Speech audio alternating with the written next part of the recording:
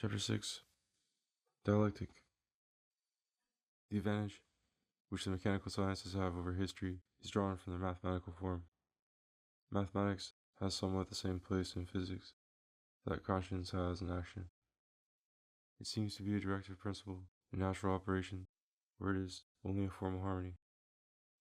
The formalistic school, which treats grammar in all departments as if it were the ground of import rather than a means of expressing it, takes mathematics also for an oracular deliverance, springing, full-armed, out of the brain, and setting up a canon which all concrete things must conform to. Thus mathematical science has become a mystery which a myth must be constructed to solve. For how can it happen, people ask, that pure intuition, retreating into itself, can evolve there a prodigious system of relations which it carries like a measuring rod into the world, and lo, everything in experience submits to be measured by it. What pre-established harmony is this between the spinning, cerebral silkworm and nature's satins and brocades? If we but knew, so the myth runs, that experience can show no patterns but those which the prolific mind has woven, we should not wonder at this necessary correspondence. The mind having decreed of its own motion, while it sat alone before the creation of the world, that it would take to dreaming mathematically, it evoked out of nothing all formal necessities, and later, when it felt some solicitation to play with things, it imposed those forms upon all its toys, admitting none of any sort into the nursery. In other words, perception perfected its grammar before perceiving any of its objects, and having imputed that grammar to the materials of sense, it was able to perceive objects for the first time, and to legislate further about their relations. The most obvious artifices of language are often the most deceptive and bring on epidemic prejudices. What is this mind, this machine, existing prior to existence? The mind that exists is only a particular department or focus of existence. Its principles cannot be its own source, much less the source of anything and other beings. Mathematical principles, in particular, are not imposed on existence or on nature ab extra, but are found in and abstracted from the subject matter and march of experience. To exist, things have to wear some form, and the form they happen to wear is largely mathematical. This being the case, the mind, in shaping its barbarous prosody somewhat more closely to the nature of things, learns to note and to abstract the form that so strikingly defines them. Once abstracted and focused in the mind, these forms, like all forms, reveal their dialectic. But that things conform to that dialectic, when they do, is not wonderful, seeing that it is the obvious form of things that the mind has singled out, not without practical shrewdness, for more intensive study. The difference between ideal and material knowledge does not lie in the ungenerated, oracular character of one of them in opposition to the other. In both, the data are inexplicable and irrational, and in both, investigation is tentative, observant, and subject to control by the subject matter. The difference lies, rather, in the direction of speculation. In physics, which is at bottom historical, we study what happens. We make inventories and records of events, of phenomena, of juxtapositions. In dialectic, which is wholly intensive, we study what is. We strive to clarify and develop the essence of what we find, bringing into focus the inner harmonies and implications of forms. Forms which our attention or purpose has defined initially. The intuitions from which mathematical deduction starts are highly generic notions suggested by the given forms of things. The lines and angles of geometers are ideals, and their ideal context is entirely independent of what may be their context in the world.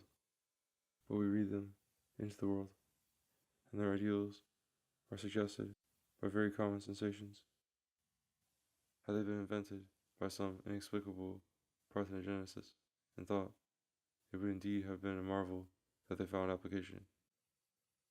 Philosophy has enough notions of this inapplicable sort, usually, however, not very recondite in their origin, to show that dialectic, when it seems to control existence, must have taken more than one hint from the subject world, and that in the realm of logic, too, nothing submits to be governed without representation.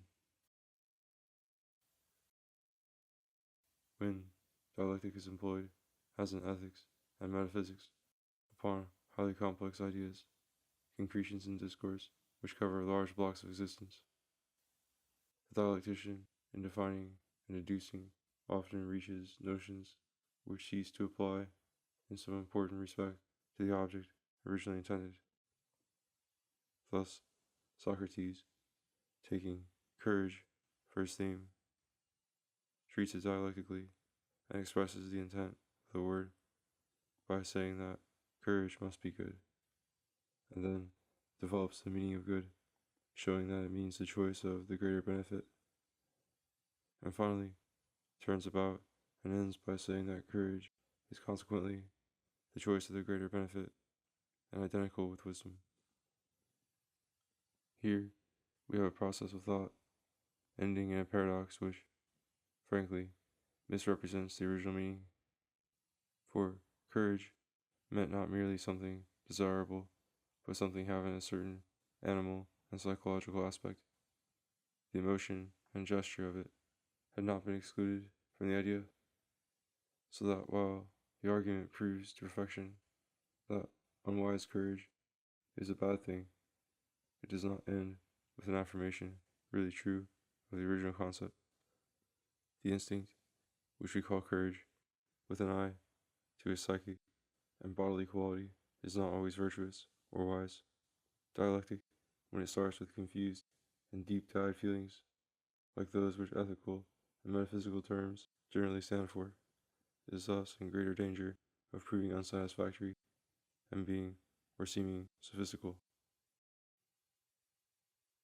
The mathematical dialectician has no such serious dangers to face.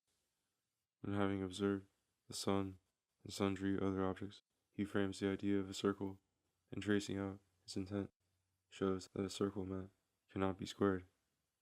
There is no difficulty in reverting to nature and saying that the sun's circle cannot be squared, for there is no difference in intent between the circularity noted in the sun and that which is the subject of the demonstration. The geometer has made, in his first reflection, so clear and violent a transcript of the sun's actual bulk and qualities that he will never imagine himself to be speaking of anything but a concretion in discourse. The concretion in nature is never legislated about, nor so much as thought of, except possibly when, under warrant of sense, it is chosen to illustrate the concept investigated dialectically. It does not even occur to a man to ask if the sun's circle can be squared, for everyone understands that the sun is circular, only insofar as it conforms to the circle's ideal nature, which is as if Socrates and his interlocutors had clearly understood that the virtue of courage in an intemperate villain meant only whatever in his mood or action was rational and truly desirable, and had then said that courage, so understood, was identical with wisdom, or with the truly rational and desirable rule of life. The applicability of mathematics is not vouched for by mathematics, but by sense, and its application in some distant part of nature is not vouched for by mathematics, but by inductive arguments about nature's uniformity, or by the character which the notion of a distant part of nature already possesses. Inapplicable mathematics, we are told, is perfectly thinkable, and systematic deductions, in themselves valid, may be made from concepts which contravene the facts of perception. We may suspect, perhaps, that even these concepts are framed by definition out of suggestions found in sense, so that some symbolic relevance or proportion is kept, even in these dislocated speculations, to the matter of experience. It is like a new mythology. The purely fictitious idea has a certain parallelism and affinity to nature, and moves in a human and familiar way.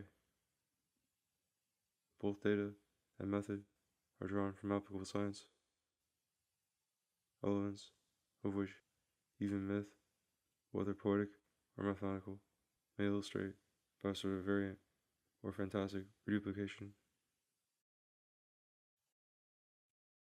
The great glory of mathematics, like that of virtue, is to be useful while remaining free. Number and measure furnish an inexhaustible subject matter which the mind can dominate and develop dialectically, as it is the mind's inherent office to develop ideas. At the same time, number and measure are the grammar of sense, and the more this inner logic is cultivated and refined, the greater subtlety and sweep can be given to human perception. Astronomy, on the one hand, and mechanical arts, on the other, are fruits of mathematics, for which its worth is made known, even to the layman, although the born mathematician would not need the sanction of such extraneous utility to attach him to a subject that has an inherent cogency and charm. Ideas, like other things, have pleasure and propagation, and even when allowance is made for birth pangs and an occasional miscarriage, their native fertility will always continue to assert itself. The more ideal and frictionless the movement of thought is, the more perfect must be the physiological engine that sustains it.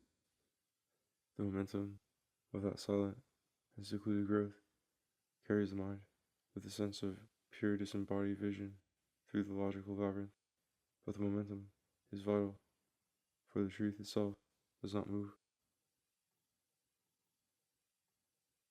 Whether the airy phantoms thus brought into being are valued and preserved by the world is an ulterior point of policy which the pregnant mathematician does not need to consider in bringing to light the legitimate burden of his thoughts. But were mathematics incapable of application, did nature and experience, for instance, illustrate nothing but Parmenides' being, or Hegel's logic, the dialectical cogency which mathematics would of course retain, would not give this science a very high place in the life of reason. Mathematics would be an amusement, and though apparently innocent, like a game of patience, it might even turn out to be a wasteful and foolish exercise for the mind, because to deepen habits and cultivate pleasures irrelevant to other interests is a way of alienating ourselves from our general happiness. Distinction and a curious charm there may well be in such a pursuit, but this quality is perhaps traceable to affinities and associations with other more substantial interests, or is due to the ingenious temper it denotes, which touches that of the wit or magician. Mathematics, if it were nothing more than a pleasure, might conceivably become a vice. Those addicted to it might be indulging an atavistic taste at the expense of their humanity. It would then be in the position now occupied by mythology and mysticism. Even as it is, mathematicians share with musicians a certain partiality in their characters and mental development. Masters in one abstract subject, they may remain children in the world, exquisite manipulators of the ideal. They may be erratic and clumsy in their earthly ways, immense as are the uses and wide the applications of mathematics. Its texture is too thin and inhuman to employ the whole mind or render it harmonious. It is a science which Socrates rejected for its supposed want of utility, but perhaps he had another ground in reserve to justify his humorous prejudice. He may have felt that such a science, if admitted, would endanger his thesis about the identity of virtue and knowledge.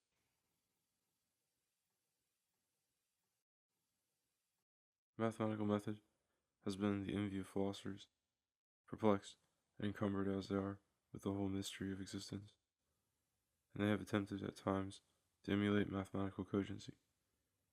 Now the lucidity and certainty found in mathematics are not inherent in a specific character as the science of number or dimension. They belong to dialectic as a whole, which is essentially elucidation. The effort to explain meanings is in most cases abortive because these meanings melt in our hands, a defeat which Hegel would fain have consecrated, together with all other evils, into necessity and law.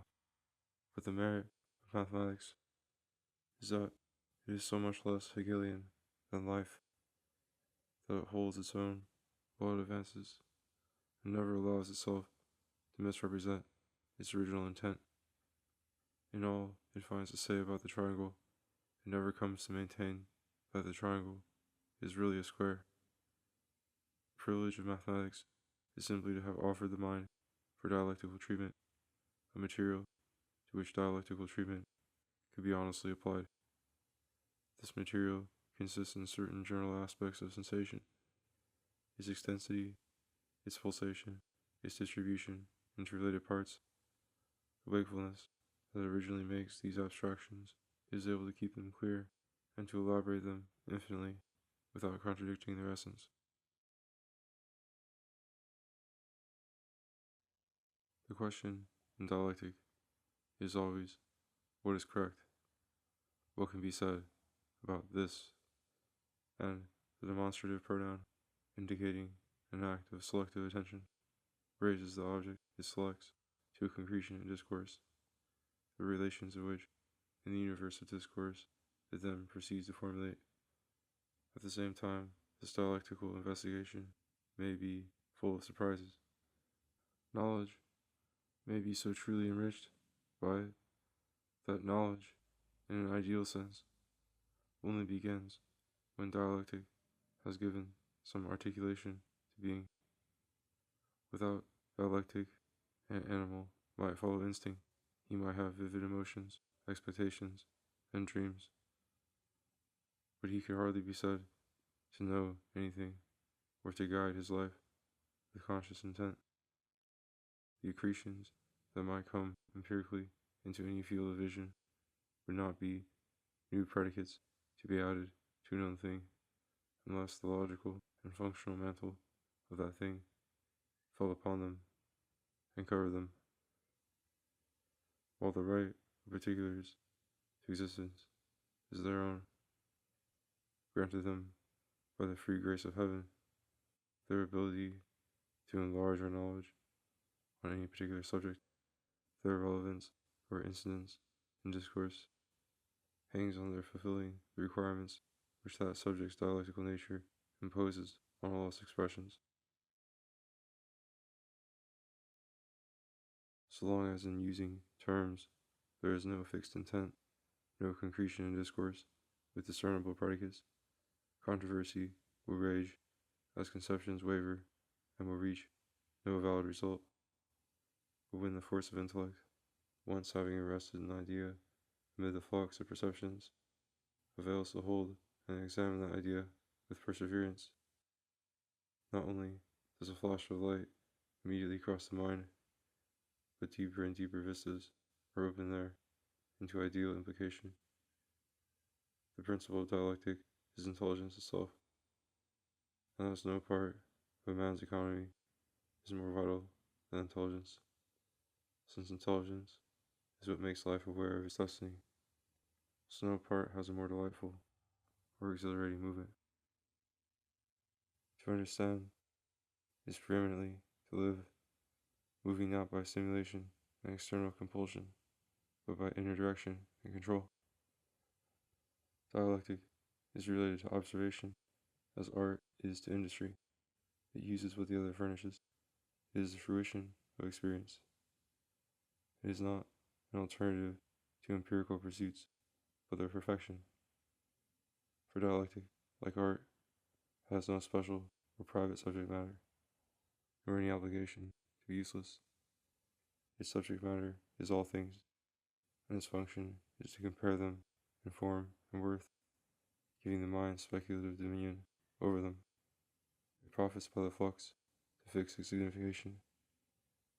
This is precisely what mathematics does for the abstract form and multitude of sensible things.